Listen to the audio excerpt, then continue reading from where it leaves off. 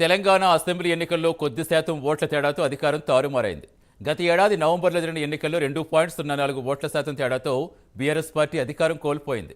మొత్తం 70.66% పోలింగ్ నమోదు కాగా 39.40% ఓట్లతో కాంగ్రెస్ అనూహ్యంగా అధికారం చేజెక్కించుకుంది. బీఆర్ఎస్ 37.35% ఓట్లతో ప్రతిపక్షానికి పరిమితమైంది. హోరాహోరీగా తలపడ్డ బీజేపీ 13.89% ఓట్లతో 8 సీట్లకే పరిమితమైంది. ఇప్పుడు జరుగుతున్న ఎన్నికల్లో బీఆర్ఎస్ ఉనికి కోసం పోరాడుతోంది. కాంగ్రెస్ పార్టీ ఈసారి ఓట్ల శాతాన్ని, సీట్ల సంఖ్యను పెంచుకునేందుకు సర్వశక్తులు ఒడ్డుతోంది. ఇక బీజేపీ మోడీ చరిష్మాతో డబుల్ డిజిట్ స్థానాలపై కన్నేసి పోలింగ్ పర్సంటేజ్ పెంచుకోవడంపై ఫోకస్ పెట్టడం ఉత్కంఠ రేపుతోంది. హోరాహోరీగా ప్రచారం సాగడంతో ఇప్పుడు పోలింగ్ పైనే అందరి దృష్టి కేంద్రీకృతమైంది.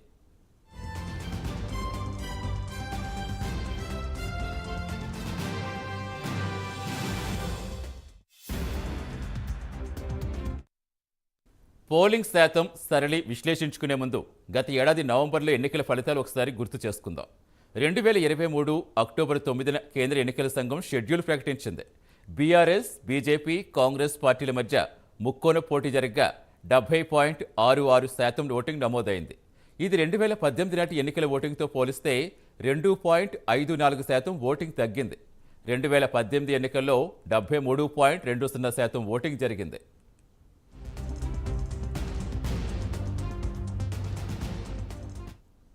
2023 ఎన్నికల్లో కేవలం 2.5% ఓట్లతో అనూహ్య విజయం సాధించిన కాంగ్రెస్ ఇప్పుడు పార్లమెంట్ ఎన్నికల్లో రెట్టించిన ఉత్సాహంతో సీట్లు పెంచుకునేందుకు సర్వశక్తులు ఒడ్డుతోంది.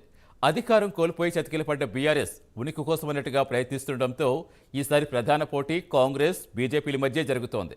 తన గెలుపు అనూహ్యం కాదని చాటుకునేందుకు, బలుపు అని చాటుకునేందుకు కాంగ్రెస్ ప్రయత్నిస్తుంటే కేంద్రం అండతో బీజేపీ కసిగా తలపడుతోంది.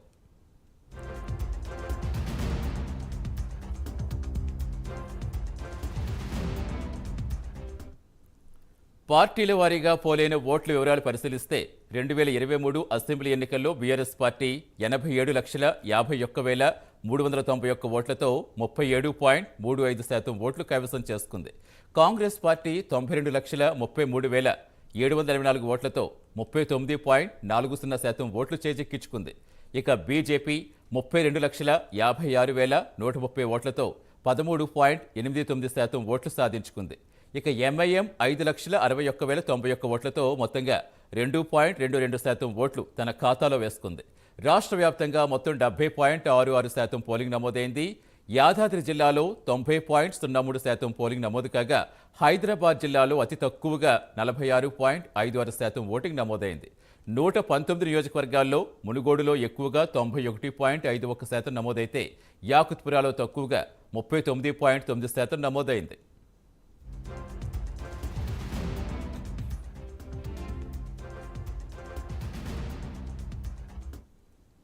17వ లోక్సభ కోసం తెలంగాణలో సార్వత్రిక ఎన్నికలు 2019 ఏప్రిల్ 11న జరిగాయి. అప్పట్లో టీఆర్ఎస్ 9 స్థానాలు గెలుచుకుంటే బీజేపీ 4, కాంగ్రెస్ 3 నియోజకవర్గాల్లో 1 స్థానంలో ఎంఐఎం గెలిచాయి. ఈసారి సార్వత్రిక ఎన్నికలకు ముందు గత నవంబర్లో జరిగిన ఎన్నికల్లో 2.5% ఓట్లతో అధికారం తారుమారు కావడంతో ఈ ఎన్నికల ఓట్ల పోలింగ్ శాతం ఉత్కంఠ కలిగిస్తోంది. పోలింగ్ శాతానికి గెలుపోటములకు సంబంధం ఉంటుందని భావిస్తూ అన్ని పార్టీలు పోలింగ్ పైనే ఫోకస్ పెట్టాయి.